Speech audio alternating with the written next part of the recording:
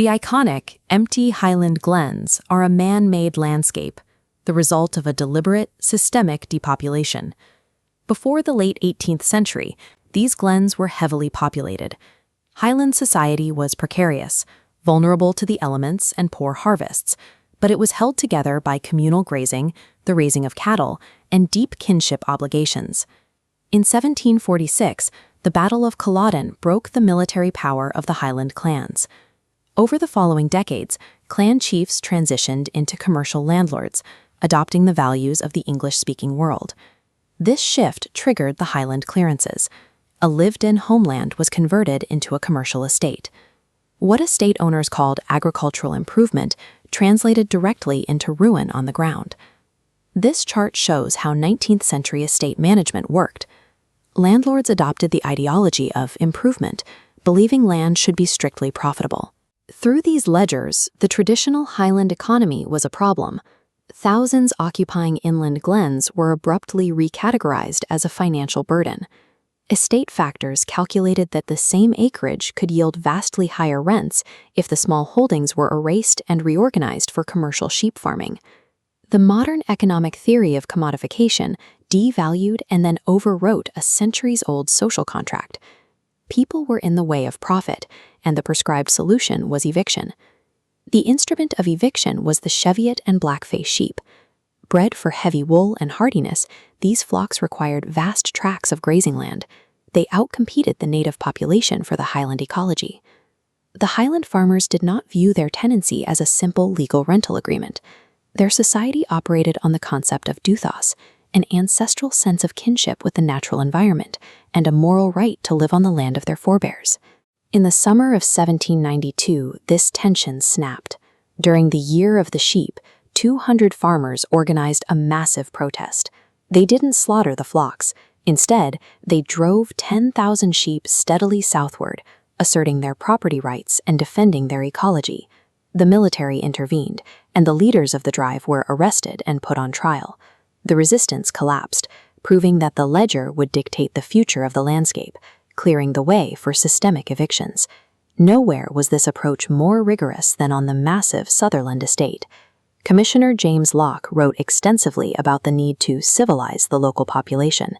To execute his plans, he oversaw the complete removal of the people from the interior glens. What Locke mapped out in comfortable offices became physical terror on the ground. During the 1810s, eviction parties moved through the valleys, ordering families out and immediately unroofing their homes. Timber was destroyed, and thatch was set on fire to prevent anyone from returning. Patrick Seller, the factor in charge, was brought to trial in 1816 for culpable homicide during the evictions. He was ultimately acquitted by a jury of fellow landowners, but his name became a symbol of the tragedy. Sutherland shows the result of this logic. A policy written in a comfortable drawing room became physical suffering and fire on the ground. The terror in Sutherland sparked a century of geographic attrition. Evictions swept outward through Ross-shire, Skye, and Barra. In Uig, on the Isle of Lewis, ancient fertile lands were cleared of their population, replaced by vast, empty sporting estates. The local memory of this erasure is haunting. Residents looked out over Camus Uig at night, seeing the twinkle of village lights. After the evictions, there was only an eerie blackness. They referred to it as Noara Kai na Soles As, when the lights went out. This systemic drive to reorganize the land moved populations off their soil and extinguished the light of entire communities, leaving the map dark. In the 1840s, a potato blight struck the Highlands.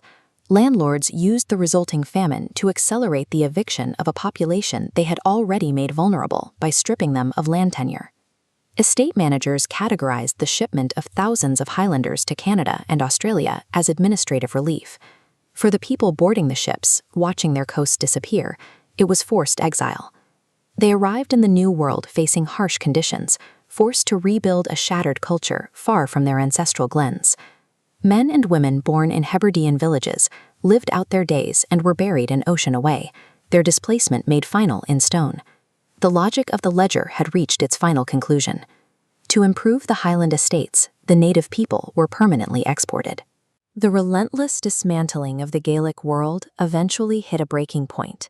In the 1880s, decades of resentment ignited into a massive political awakening known as the Land Wars.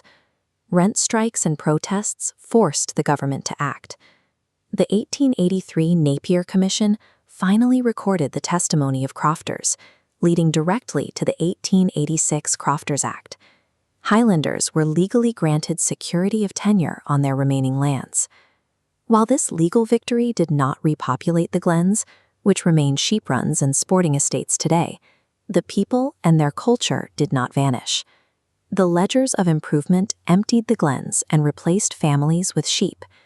But even as the landscape was cleared, the memory, the song, and the descendants of the people survived.